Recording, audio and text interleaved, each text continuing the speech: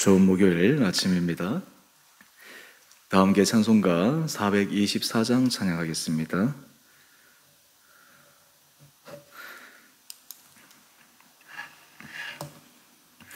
아버지여, 나의 마음을 맡아 주관하시고 완악하고 교만한 것 변케 하여 주소서. 온유하고 겸손하여 화평하게 하시고 망령되고 악한 일을 물리치게 하소서. 하나님의 은총 속에 나를 보호하시고 주의 사랑 줄이 되어 나를 메어 주소서. 구세주의 흘린 피로 죄를 씻어 주시고 성령이여 하늘 길로 나를 인도하소서.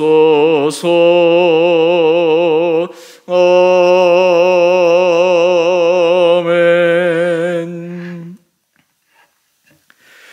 오늘 말씀 고린도전서 6장 1절에서 11절까지입니다.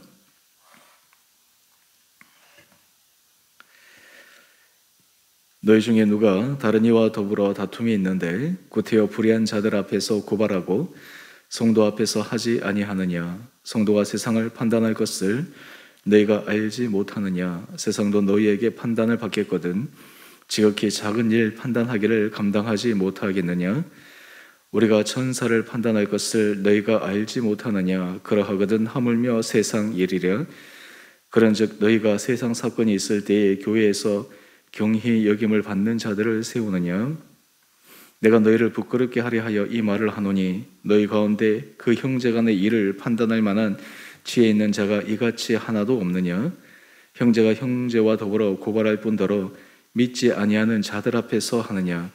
너희가 피차 고발함으로 너희 가운데 이미 뚜렷한 허물이 있나니 차라리 불의를 당하는 것이 낫지 아니하며 차라리 속는 것이 낫지 아니하냐?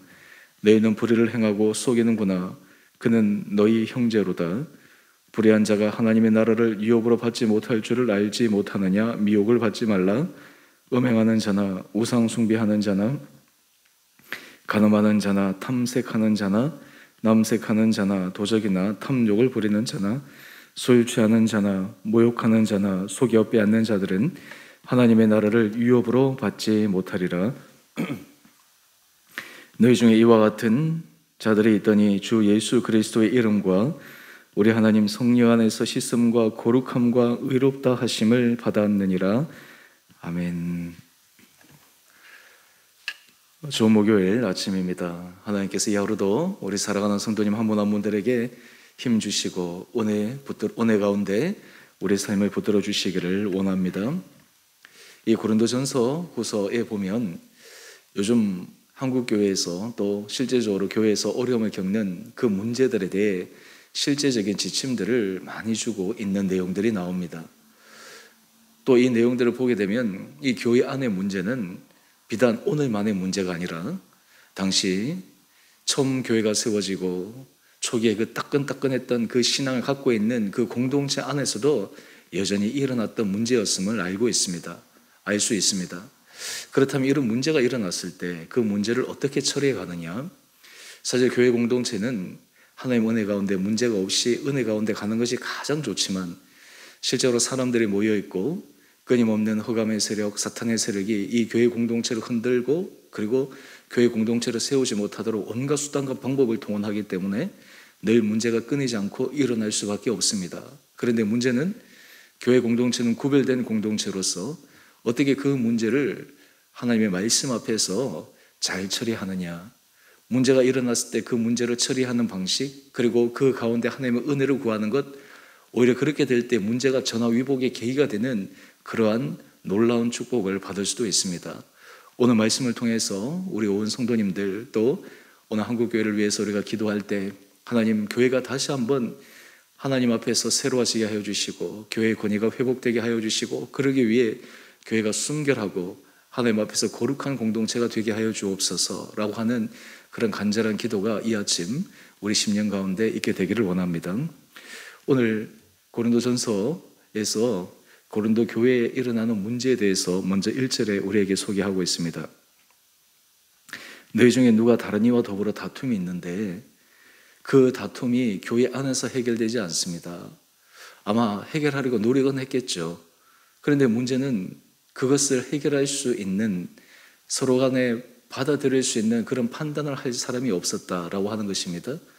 더 안타까운 것은 교회에 그만한 권위 있는 자가 없었다라는 것. 사실 그런 의미에서 이 영적 질서가 제대로 잡혀 있는가라고 하는 이 질문을 던져보게 됩니다.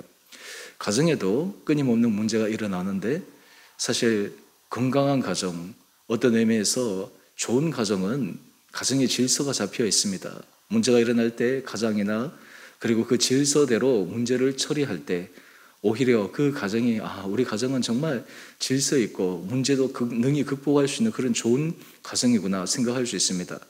그런데 가정에 문제가 있을 때 그것을 처리할 수 있는 질서가 없고 권위가 없고 그렇게 되면 다 각각 그냥 서로 자신들의 의기만 주장하다 보면 오히려 가정 안에 서로 마음이 갈려지고 갈등하고 그리고 그 미움에 그리고 그 분노에 그 게이지 수치가 올라가 가족이라 하는데 더 어려움을 겪는 그런 모습들도 보게 됩니다.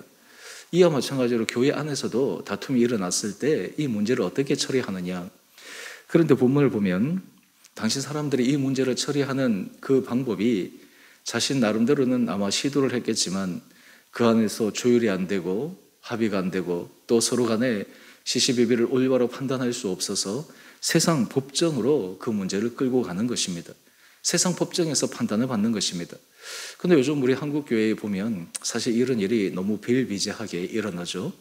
교회 문제가 생겨서 교회 안에 해결해야 될 터인데 그 교회 안에 그 문제가 세상 법정으로 나갑니다.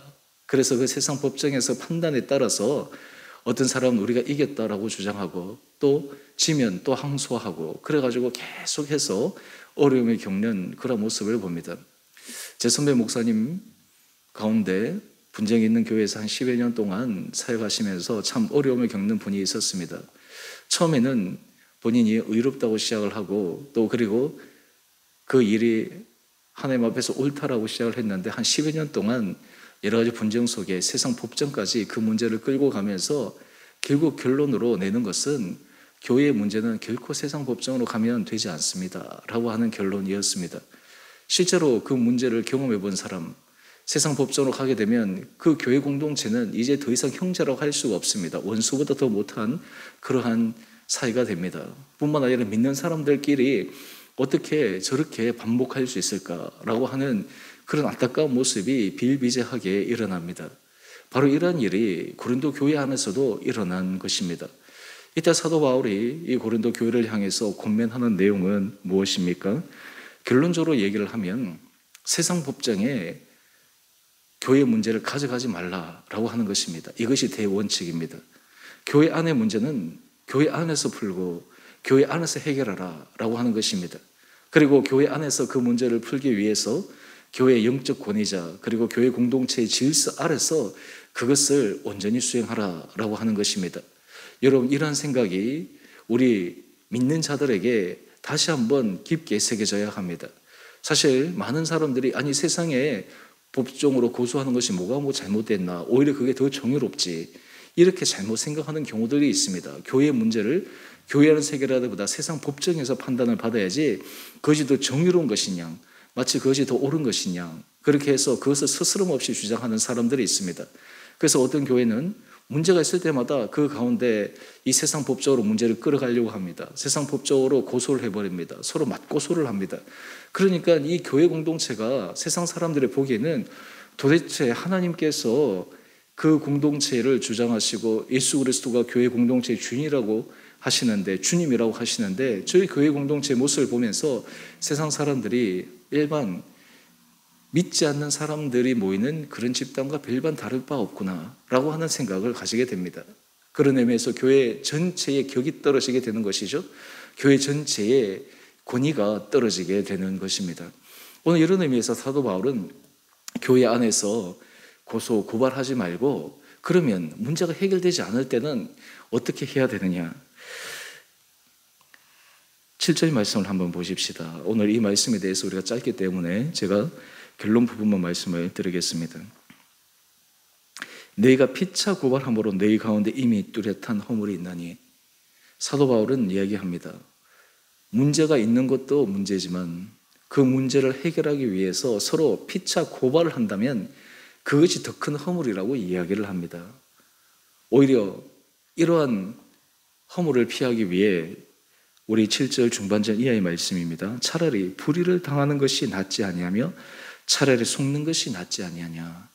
차라리 불의 당하고 쏟고 그냥 내가 손해보고 말 것이지 그것을 세상 법정까지 가져가야 될 이유가 무엇이냐라고 하는 것입니다. 여러분, 이 부분에 대해서 여러분들 어떻게 생각하십니까?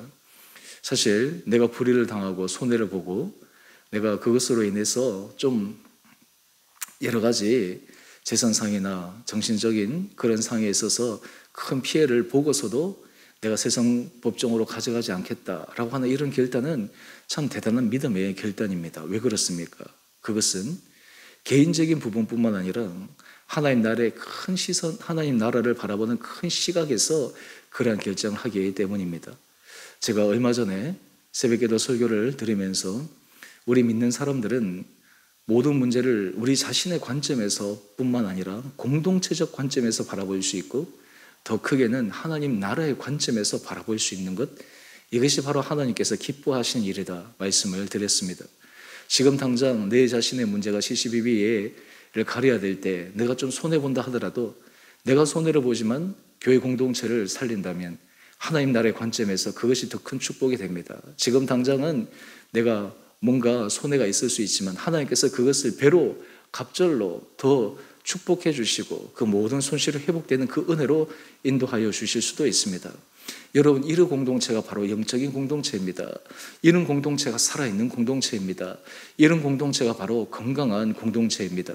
사실 그런 의미에서 이 교회 안에서 하나님께서 성령으로 모든 것을 주장하시고 은혜 가운데 붙들어 주시고 문제가 일어나지 않도록 하는 것이 가장 최선이지만 설사 사람들이 모인, 죄인들이 모인 곳이기에 문제가 일어난다 하더라도 영적 권위와 영적 질서를 가지고 교회 안에서 이 문제를 기꺼이 처리할 수 있도록 하는 것, 이것이 바로 하나님께서 교회에 준 사명이 아닌가 생각합니다. 특별히 이 교회적인 차원에서 문제가 해결되지 않을 때 이제 교단 차원에서는 교회의 문제를 노회에서, 총회에서 이렇게 다루어서 그것을 원만하게 교회 안에서 해결하려고 하는 그런 장치들도 있습니다.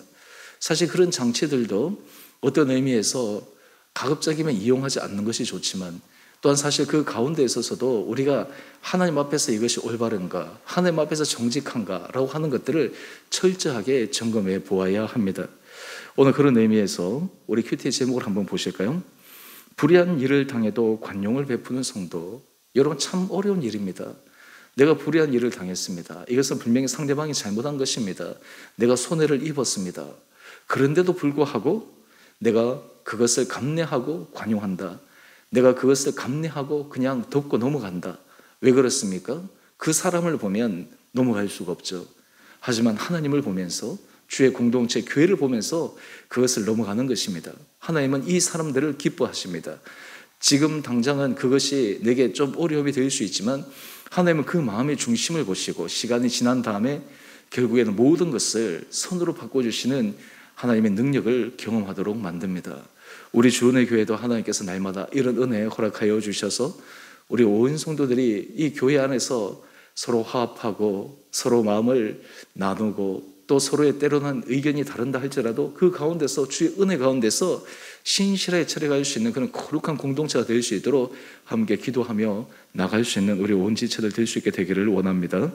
그러면 이어서 우리 또 9절 말씀을 보게 되면 불의한 자가 하나님의 나라를 유업으로 받지 못한다. 사도 바울이 여기서 한 걸음 더 나갑니다. 세상의 법정으로 문제를 끌고 가는 자를 불의한 자라고 이야기합니다.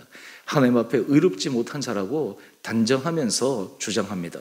그리고 이러한 사람은 하나님 나라를 유업으로 받지 못한다라고 하는데, 어느 정도로 이 사람을 단죄하냐 하면 우리 9절의 말씀을 쭉 보게 되면, 그리고 10절까지 10가지의 죄 목록이 나옵니다. 이 10가지의 죄 목록은 모든 사람들이 인정하는 그러한 죄 목록입니다. 그런데 이러한 죄 목록 못지않게 바로 불의한 자라고 이야기를 하는 것입니다. 여러분, 우리가 삶의 자리에서 하나님 앞에서 죄의 사슬에서 벗어나 하나님의 은혜 가운데 거룩한 길을 걸어가는 것이 우리 성도들의 마땅한 본분입니다. 그렇다면 문제가 터졌을 때 그 문제를 어떻게 해결해야 되느냐? 진정으로 아름다운 가장 최선의 길은 하나님께서 당사자들에게 감동을 주셔서 그 당사자들이 하나님 앞에 회개하며 돌이키는 것입니다. 당사자들이 하나님의 은혜 가운데서 새롭게 결단하는 것입니다. 또 하나 방법은, 죄를 지은 형제가 있으면 먼저 한 사람이 찾아가서 권면합니다. 그 사람에게 시시비비를 정확하게 얘기하면서 교회 권위자가 이것은 당신이 잘못한 것이다, 이것은 당신이 부족한 것입니다, 당신이 여기에 대해서 단호한 결단해야 됩니다, 권면할 수 있어야 됩니다. 한 사람의 말을 듣지 않으면 이어 두세 사람을 보냅니다. 그리고 그 사람에게 다시 한번 돌아오기를 간청하는 것입니다. 그럼에도 불구하고 그 교회의 권면이나 이런 것을 듣지 않을 때 교회는 단호한 그런 결정을 하게 됩니다. 이것이 우리가 앞에서 우리가 함께 보았던 교회 권위에 대해서 우리가 얘기한 것인데요, 사실 이것을 통해서 교회 공동체가 건강하게 서나갈 수가 있습니다. 여러분, 이것이 세워질 때 사실 이 사탄 마귀가 이 교회를 흔들지 못합니다. 왜냐하면 이 어둠의 세력들은 사람을 이용해서 교묘해서 교회 안에 분쟁을 일으키고 교회 안에 문제를 일으키고, 또한 그것이 세상적으로 비화되고, 또한 그것이 사람들의 사이에 회자되고, 그래서 전체 공동체가 몰록하는 길을 조장하는 것이 바로 어둠의 세력이지 않습니까? 하지만 그것을 초기 단계에서부터 딱 영적으로 분별하고 하나님 앞에서 서로가 하나님 앞에서 자기의 부족함을 회개하고 하나님 은혜 가운데서 서게 될 때 자신도 살고 공동체도 살 수 있는 그런 놀라운 축복을 받게 되리라 생각합니다. 그럴 때 우리 11절 말씀을 한번 보십시다. 너희 중에 이와 같은 자들이 있더니 주 예수 그리스도의 이름과 우리 하나님의 성령 안에서 씻음과 거룩함과 의롭다 하심을 받았느니라. 교회 공동체는 이러한 허물이 있고 부족하고 그러한 사람들이 예수 그리스도의 보혈의 은혜로 새롭게 되는 곳입니다. 변화되는 곳입니다. 하나님 앞에, 말씀 앞에 순종하는 그러한 곳입니다. 오늘 이 말씀을 우리 마음속에 깊게 새기면서 우리가 하나님 앞에서 걸어가는 것이 그저 추상적인 그런 개인의 신앙이 아니라 관계적인 측면에서도 공동체 차원에서도 우리가 하나님 앞에서 의의 길을 걸어갈 수 있는 우리 온 복된 성도님 한 분 한 분들 되시기를 주님의 이름으로 축복합니다. 어제 제가 수요 예배 때 말씀을 드렸지만 우리 조한나 집사님 이게 암 진단이 나와서 이번 주 주일 이제 병원에 다시 입원해서 다음 주 월요일부터 정밀 검사를 받게 됩니다. 검사를 받아봐야지 여러 가지 상황을 정확하게 알 수 있고 또 이후의 치료 방법도 알 수가 있습니다. 함께 기도해 주시기 바랍니다. 우리 성도들 고난 당할 때, 어려움 당할 때 또 함께 기도하고 오히려 이 고난이, 이 어려움이 오히려 하나님의 더 큰 은혜를 받을 수 있는 그런 은혜의 통로가 되게 해달라고 우리 마음 모아주시길 바랍니다. 제가 이렇게 공개적으로 하는 것은 이 가정에서 우리 온 성도들이 기도하고 하는 것에 대해서 요청했기 때문입니다. 또한 그것에 대해서 소중히 여기기 때문입니다. 우리 교회 공동체가 기도하는 공동체, 사랑하는 공동체, 서로 세워주는 공동체, 그로 인해서 우리가 어려움을 당할 때, 힘듦을 당할 때 우리 교회 공동체가 있으므로 다시 한번 힘을 얻을 수 있는 그런 기회가 되기를 바랍니다. 우리 함께 기도하겠습니다.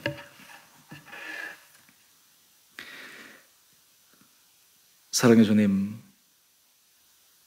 고린도 교회의 문제를 보면서 교회 안의 문제는 처음부터 지금까지 늘 역사적으로 존재하여 왔다는 것을 다시 한번 생각합니다. 하나님, 우리 안에 주님 앞에서 어떤 모습으로 살아가는 것이 하나님 앞에서 올바른 것이요 그리고 정의로운 것인가를 다시 한번 묵상합니다. 하나님, 우리에게 은혜를 도와여 주셔서 우리 사랑하는 주 은혜교회가 날마다 하나님 앞에서 건강교회로 서가게 하여 주시고, 이 교회가 영적 질서 아래 모든 것들이 지금 하나님 앞에서 올바로 세워지고, 우리 성도들 안에 때로 여러 가지 어려움이 있다 하더라도 그 문제를 우리가 지혜롭게 사랑으로 잘 풀어가서 우리 공동체가 가면 갈수록 하나님의 놀라운 축복을 받을 수 있는 거룩한 공동체 되게 하여 주옵소서.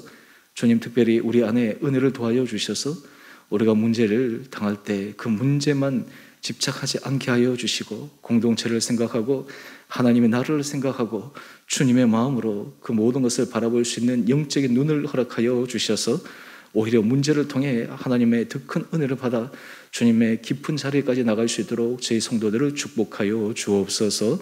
하나님, 우리 조한나 집사님을 주여 불쌍히 여겨주시고, 예기치 않는 그런 진단으로 인해서 참 마음이 많이 힘든 가운데 있습니다. 또 이제 새롭게 정밀 진단 후에 여러 가지 결과들을 보아야 합니다. 하나님, 그 과정을 붙들어 주시고 조한나 집사님을 강건하게 잡아주시고, 이후에 모든 정밀 검사와 또 향후 모든 과정, 치료 과정 속에서도 하나님께서 함께하여 주셔서 놀라운 기적과 회복의 역사가 일어나게 하여 주옵소서.